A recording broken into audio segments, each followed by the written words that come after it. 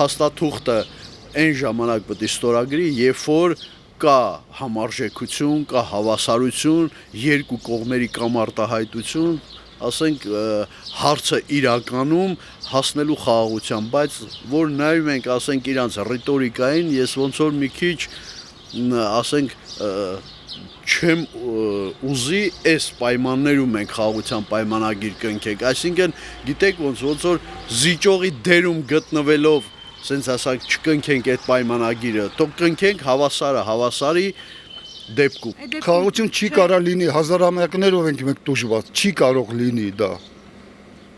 Հա, 100-ի համար կարող խաղաղություն լինի, բայց 10-ի համար խաղաղություն չի լինելու։ Մարդիկ կորցրել են։ Ոնց կարող է լինի։ Հա, սերունդներ փոխվի կամ կոմունիստական իշխանություն պետք է լինի, որ ազգային տարբերություն չդնի։ Այդ վաղտ ասենք մահակը, եթե ձեռներին ունենի, կլինի այդ բանը։ Պետք է զինվեք, ամենակարևոր հարցը դա է, անպայման պետք է մենք զինվեք, դա պետք է լինի, եթե մենք ուժեղ լինենք, մենք ուժեղ ենք, էլի մենք ուժեղ ենք, այսօր ճիշտ է մենք ցույց ենք տալիս, որ այսպես, մենք շատ ուժեղ ենք, էլի կգնանք վրաներով կանցնենք, բայց մենք չենք անում դա, մենք խաղաղություն ենք ուզում,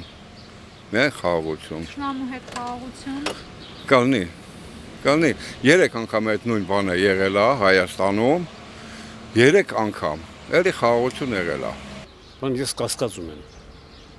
Որ կստորագրեն։ Խաղաղություն։ Եթե ինքը ասենք հնությունները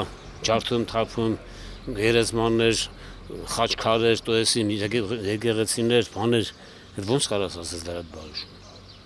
Կամ ինչ չեն դրա դեմ առնում։ Չէ՞ միջազգային բանը թող ոսյարը ինչ է սանում։ Պետք է լինես ուժեղ, որ